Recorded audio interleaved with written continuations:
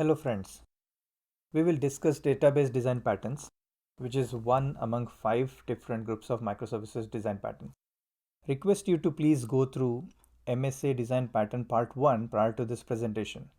I have explained what is design pattern and also provided a quick overview of all the 5 groups of microservices design pattern in that presentation. Here are 6 design patterns under database set of patterns. Database per service, shared database per service, CQRS, event sourcing, Saga pattern, materialized view. For other set of design patterns such as decomposition, integration, cross-cutting concerns, and observability pattern, we have separate videos.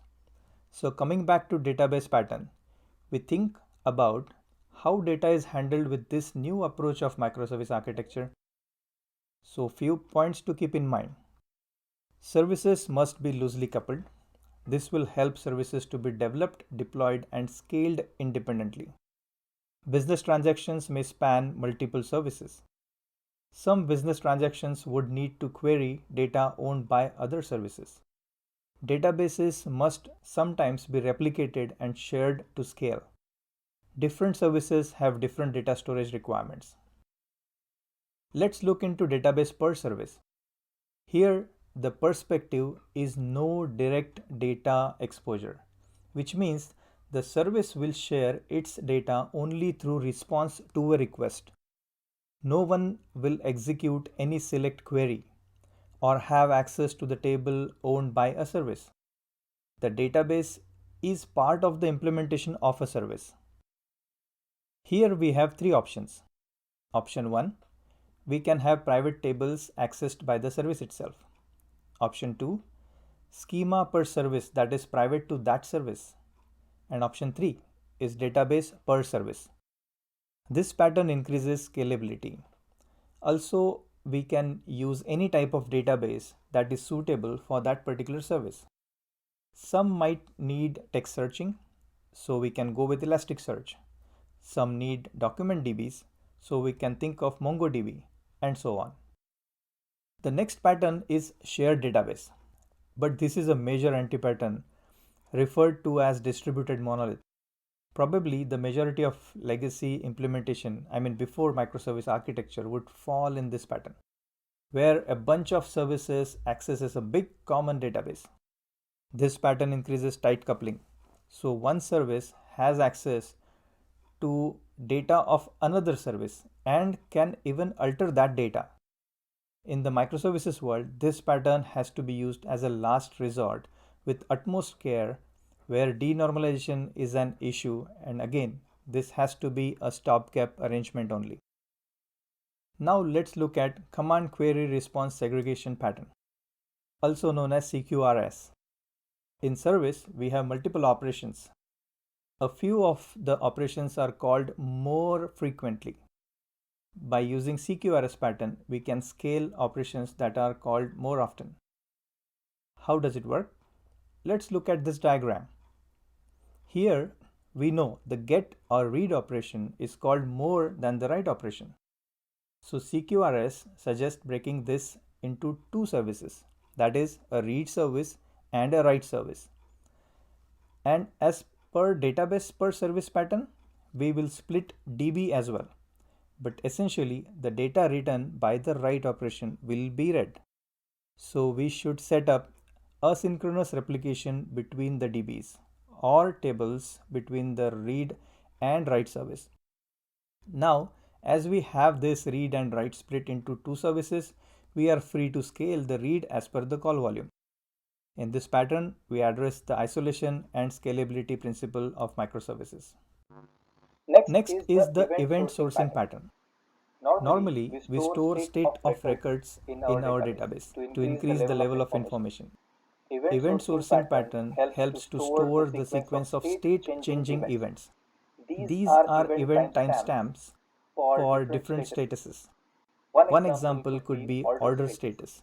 Order flows from different stages, with each stage having multiple events, such as items filled in shopping cart. This stage can have multiple events where the customer is browsing a product catalog and adding products to the cart, then removing some items and replacing it with some other similar products with better deals or features. Basically, with event sourcing, we can store all these different actions. Although from the ordering perspective, only the final set of items in the cart matters. But with all the events captured in between, will help us to analyze the behavior of the customer, and we can understand more about the customer's likings. This way, the pattern can help in personalized offerings. This pattern also helps in troubleshooting, because now the support team can look at the sequence of events and reach that particular point of failure. The data analytics team can recreate the entire flow from the events to simulate a particular scenario. This mechanism provides a very reliable audit of the changes. Event sourcing is mostly used in combination with CQRS pattern. We address resiliency, isolation at data level principles of microservice architecture. The next pattern is Saga. After we implement database per service, maintaining transactions becomes more challenging.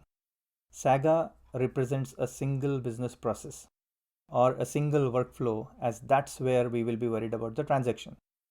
So, in a business flow, if any of the steps fail, then Saga executes a series of compensating transactions that will undo the changes. Please note, it's not a rollback, as rollback is bringing the data to the previous state as if nothing happened. In our example here in the ordering flow, if payment fails, then Saga will execute a refund in case if the amount was deducted, and also update the corresponding transaction in the payment module.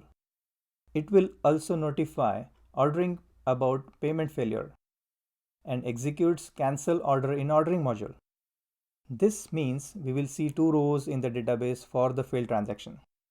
Here we address the resiliency principle of MSA and also maintain consistency of data.